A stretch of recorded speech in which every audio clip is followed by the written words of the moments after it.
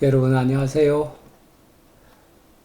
추석이 어제 그제였으니 아마 지금 연휴 3일차 이렇게 맞고 계실 텐데 잘 보내고 계십니까? 오늘은 제가 때 아니게 우리 이형기 선생님의 낙화라는 시를 가지고 여러분들과 좀 얘기를 나누고 싶어서 이 자리에 앉았습니다.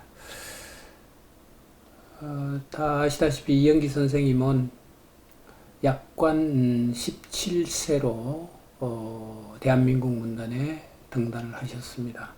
그때 당시만 하더라도 우리나라 최연소 등단이라고 하는 놀라운 기량을 좀 발휘하셨고요. 또 문단 내에서도 초미의 관심을 받기도 했습니다. 자, 이영기 선생님은 33년 진주 출생이십니다. 아마 33년 같으면 우리가 일제강점기였죠. 33년에 출생하셔서 49년 문해라고 하는 잡지입니다. 문학 잡지인데 여기에 비오는 날, 그 다음에 이듬해에 코스모스 강가에 등이 추천되어서 문단에 나오게 됩니다.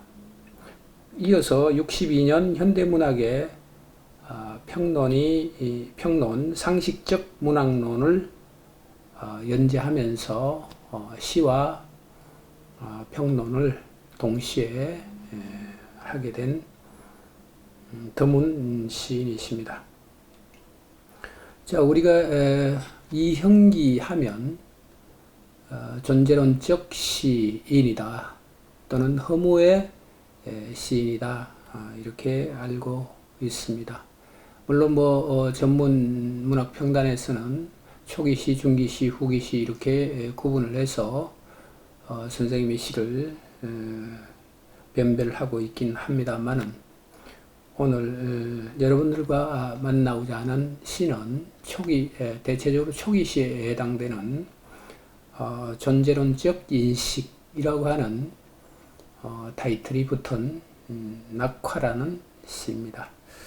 이영기 선생님에 대한 단상은 굉장히 강직하셨습니다.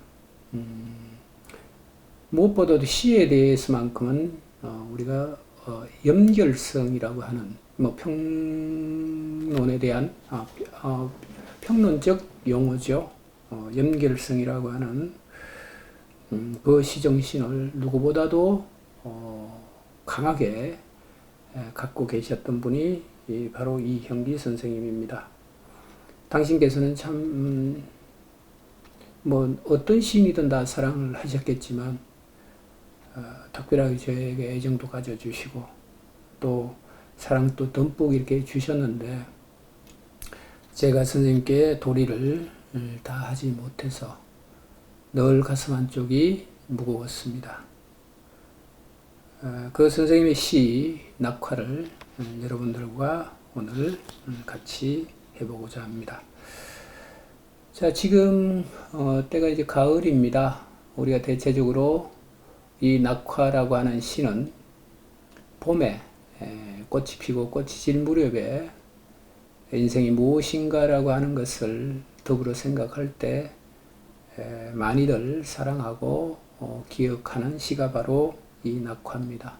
근데 때 아니게 왜 이 낙화를 가을에 들고 와서 얘기를 하는가 의아하게 생각하시겠지만 저는 이 낙화라고 하는 시가 봄보다는 가을에 우리가 조금 더 깊이 사유하거나 인생이 무엇인가에 대한 생각을 가질 때 이 시를 읽어보는 것도 또한 색다른 재미가 있다 이렇게 생각이 되어서 오늘 좀 읽어보고자 합니다. 제가 먼저 읽고 또 여러분들과 얘기를 나누도록 하겠습니다.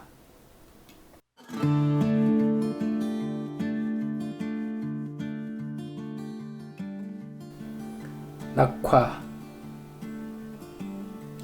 이형기.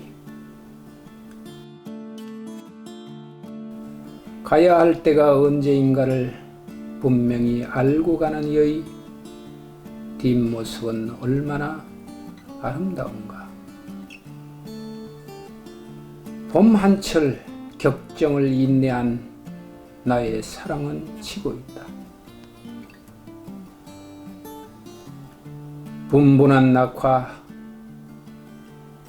결별이 이룩하는 축복에 사여 지금은 가야 할 때,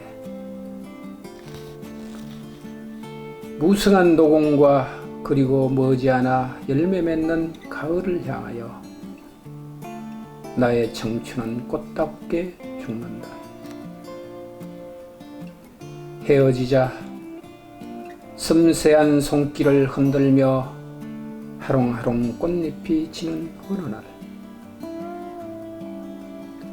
나의 사랑, 나의 결별, 샘터에 물고이듯 성숙하는 내 영혼의 슬픈 눈.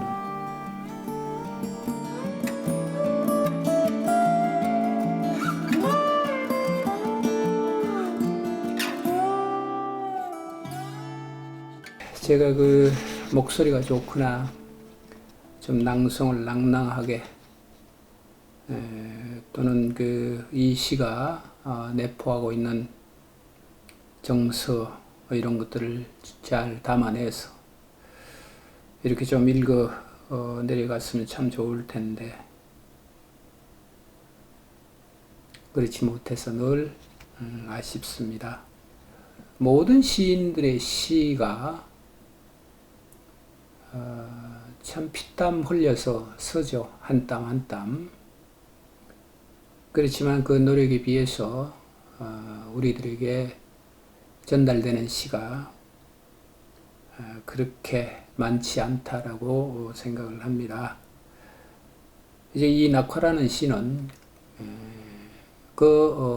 드문 시 중에서 우리 한국인들이 많이 사랑하는 대표적인 시의 한 편입니다.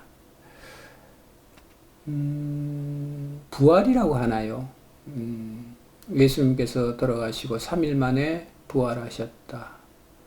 그래서 우리가 물리적인 또는 세속적인 관점에서 보면 생사라고 하는 것이 있습니다. 우리 인간에게는 육체라고 하는 문제가 있기 때문에. 근데 왜 예수님께서는 그 육의 존재로서 오셨다가 다시 부활하셨는가 라고 하는 문제가 참 분분합니다. 여기 이영기 선생님이 분분한 낙화처럼 혹자는 육으로 다시 오신다 뭐 이런 쪽으로 말씀을 이렇게 하시는데, 저는 조금 생각이 다릅니다. 이미 예수님께서는 육으로서의 멸이죠. 육으로서의 멸 이후에 3일 만에 다시 부활하셨다라고 하는 의미는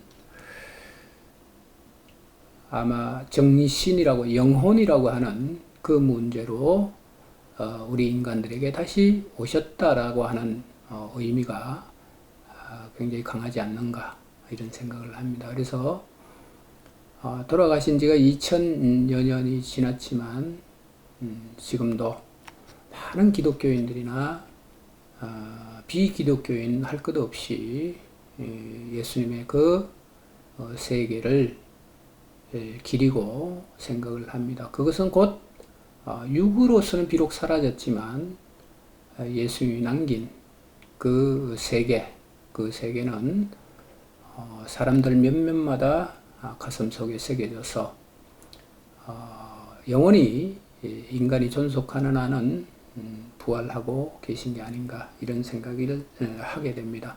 마찬가지로 시라고 하는 것도 이와 같은 역할을 하지 않는가 그런 생각을 합니다. 이영기 선생님은 돌아가셨지만 당신께서 남긴 이 작품이 후학들이나 아니면 시를 사랑하는 많은 사람들에게 살아남아서 부활을 끄덕끄덕 하고 있는 것이 아닌가 이런 생각을 합니다. 우리가 제목에서 보듯이 낙화라고 합니다. 꽃이 떨어진다. 물론 이런 것들을 우리는 허무라고 얘기를 하기도 하죠. 멸이라고 하는 부분입니다. 멸이 없이는 또 한편으로 생각하면 멸이 없이는 생이 없습니다. 부활도 없습니다. 멸이 없이는 부활이 없습니다. 우리는 영구히 살고자 하지만 영구히 산다는 것은 영원히 죽는 것이다 라고 하는 역설적 생각도 좀 해볼 필요가 있습니다. 부활을 하기 위해서는 반드시 멸이라고 하는 그 과정을 겪어야 된다 라고 하는 것이 이 제목의 다분히 쓰여 있습니다. 표면적으로는 꽃이 떨어지는 얘기지만 심층적으로는 꽃이 떨어지고 난 뒤에 무엇이 살아남는가, 다시 무엇이 부활하는가 라고 하는 문제를 존재론적인 입장에서 이영희 선생님은 노래를 하신 것 같습니다. 자, 찬찬히 다시 제가 읽어가면서 여러분들과 같이 좀 얘기를 할까 합니다. 가야 할 때가 언제인가를 분명히 알고 가는 이의 뒷모습은 얼마나 아름다운가. 자, 이 얘기를 반대로 생각하면 가야 할 때가 언제인가를 모르는 사람들이 대부분이다라고 하는 얘기와 통하지 않겠습니까? 우리는 나의 삶, 나의 인생, 또는 내가 하는 일, 또는 내가 누리고 있는 이 현재가 언제나 영속되고 지속되리라고 생각을 하면서 살죠. 그렇지만 그렇지 않습니다. 다들 알고 있는 상식이죠. 언젠가는 내가 있는 이 자리, 내가 처해 있는 이 현재 또는 하는 일, 그 모든 것들이 나의 의지와는 관계없이 떠나간다라고 하는 사실도 우리는 경험칙으로 알고 있습니다. 그렇지만 쉬 내려놓지 못하죠. 왜냐? 집착 때문에 그렇습니다. 집착 때문에. 그 집착이 고통을 만들고 슬픔을 만들고 또는 갈등을 만들게 됩니다. 그래서 이영기 선생님은 이렇게 말씀을 하고 계시죠. 분명히 알고 가는 이의 뒷모습은 얼마나 아름다운가. 그렇습니다. 떠날 때를 알고 떠날 수 있다라고 하는 것도 용기죠. 용기입니다. 나약하고 허약한 사람이 자꾸만 어딘가에 기대고 매달리려고 하죠. 매달리려고 합니다. 봄 한철 격정을 인내한 나의 사랑은 지고 있다. 봄 한철 격정이라고 얘기를 하고 계십니다. 우리가 산다는 것도 어떻게 보면 격정이지요. 매일매일이 격정이고 매일매일 만나는 사람마다 격정에 휩싸여서 사는지도 모릅니다. 그 격정에 휩싸여서 살다 보면 나의 위치, 나의 생각, 때라고 하는 것들을 잘 인식하지 못하고 알아채지 못할 때가 허다하죠. 그래서 당신께서는 또 이렇게 얘기를 하십니다. 분분한 낙화, 결별이 이룩하는 축복에서여 지금은 가야 할 때라고 얘기를 하고 계십니다. 자, 결별이 이룩하는 축복이라고 얘기를 하고 있죠. 우리는 결별을 해서는 안 된다. 결별은 슬픈 것이고 부정적인 것이야, 나쁜 것이야, 이렇게 생각을 합니다. 저도 마찬가지고. 특히 사랑하는 사람과의 결별은 참으로 고통스럽고 아프죠. 그렇지만 그 고통과 아픔의 시간들이 지나서 먼 훗날 생각하면 참 아름다웠다라고 하는 추억인가요? 그런 것들을 저나 여러분들이나 공이 가지고 있습니다. 자, 그 경험으로 비추어 볼 때 이 말씀은, 이 시언은 아마 조금 생각해 봐도 되지 않겠는가 이런 생각이 들어요. 결별이 이룩하는 축복의 사여 지금은 가야 할 때라고 말씀을 하십니다. 자, 우린 모두가 갑니다. 가지 않는 사람은 단 한 사람도 없죠. 근데 그 가야 할 때를 알고 가는 이와 미련과 집착과 이런 것들로 연연해서 억지로 떠밀려서 가는 삶은 다르지 않겠습니까? 무성한 노공과 그리고 머지않아 열매 맺는 가을을 향하여 나의 청춘은 꽃답게 죽는다.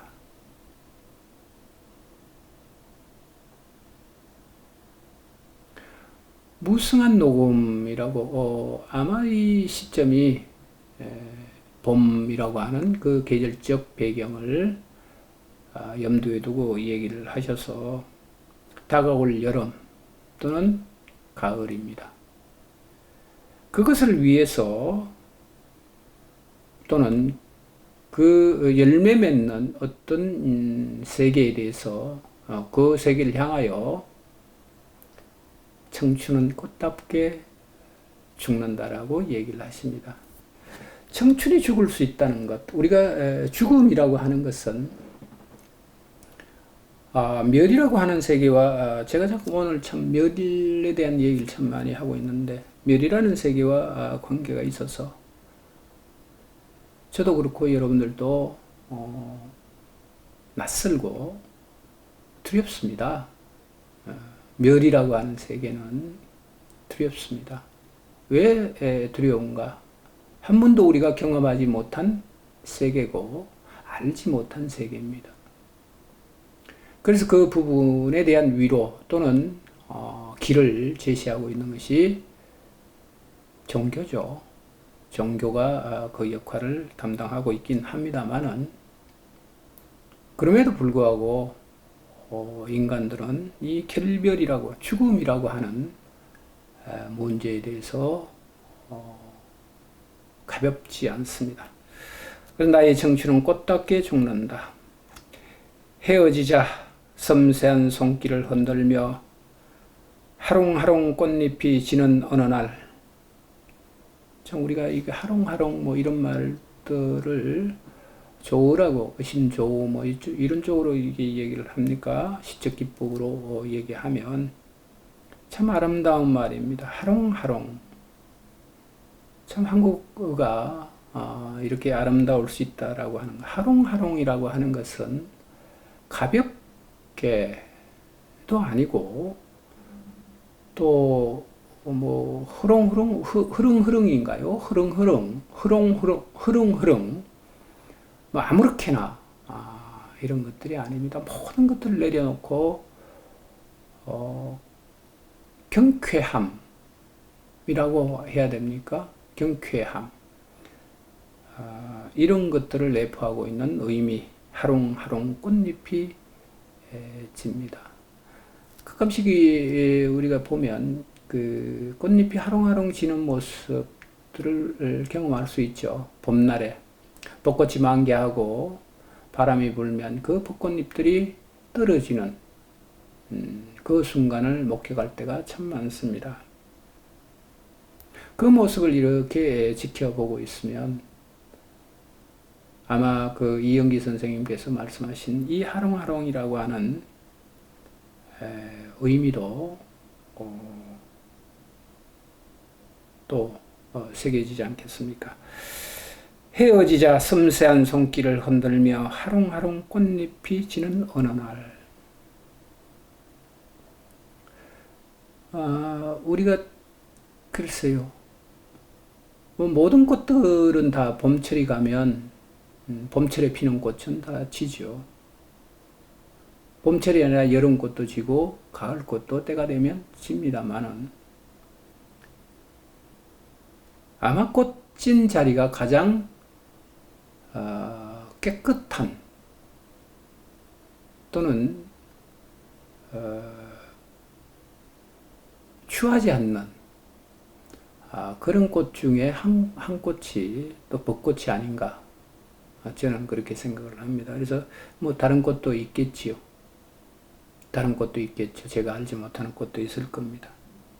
근데 제 경험에 의하면 그 벚꽃들이 바람이 불면 마치 비가 내리듯이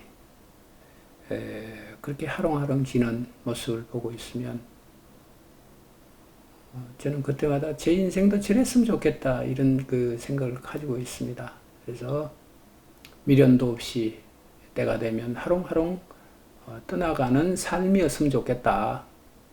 누구나가 바라는 삶이기도 하고 그렇습니다. 나의 사랑 나의 결별 샘트에 물고이듯 성숙하는 내 영혼의 슬픈 눈, 이렇게 우리가 보고 있습니다.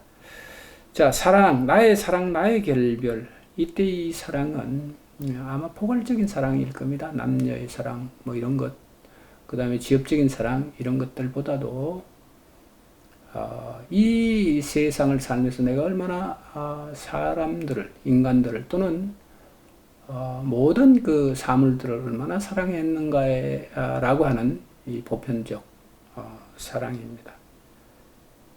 그 위에서 나의 결별 샘트에 물고이듯 성숙한다라고 얘기를 합니다. 헤어져야 성숙한다. 그 말을 참 많이 들었던 것 같습니다. 헤어지는 고통, 슬픔, 그런 것들을 겪음으로써 사람은 한 단계 성숙한다. 뭐 이런 말씀을 어른들로부터 또 겪기도 하고요.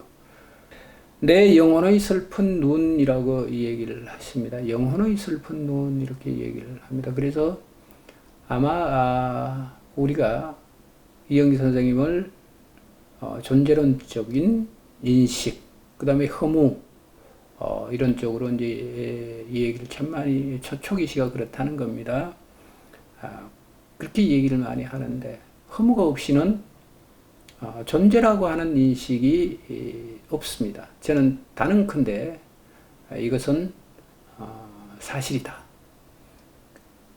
우리의 삶에서 허무를 느끼지 않는다면 존재라고 하는 이 세계입니다. 어마어마한 세계에 대한 벅참도 가질 수 없다라고 하는 것이 제 생각입니다. 내 영혼의 슬픈 눈이라고 얘기를 하십니다. 영혼의 슬픈 눈이다. 아마 이때 이 영혼은 이 세상에 존재하는 모든 것들의 끝인가요? 모든 대상들에 대한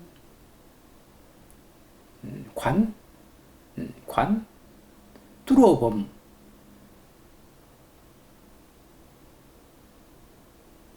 이 세상의 존재가 또는 사물들이 종래는 어떻게 될 것이라고 하는 관이죠. 저는 그렇게 봅니다. 관하다. 보다와 관하다는 다른 겁니다. 보다는 표면적인 어떤 현상에 대해서 우리는 보고 있는 것이고요. 관하다라고 하는 것은 표면뿐만 아니라 그 대상이 지니고 있는 세계죠. 보이지 않는 그 세계를 꿰뚫어 봄이라고 하는 겁니다. 꿰뚫어 봄. 그래서 관망이라고 하는 말이 우리가 나오죠. 관망이라고 하는 말이 참 좋은 말입니다. 관망하다, 관하다. 그래서 이 전체 시가 낙화라고 하는, 이영기 선생님이 낙화라고 하는 이 전체 시가 그 젊은 나이에 관하다. 대단한 거죠. 대단한 거죠. 가야 할 때를 알지 못하고 평생을 살아가는 사람들이 참 많죠. 아마 대다수가 아닐까요? 저는 그렇게 보고, 저도 그 부류에 속해 있을 겁니다. 근데 그 젊은 나이에 관하다라고 하는 이 문제와 연결이 되면 아마 생각이 좀 달라지지 않겠습니까?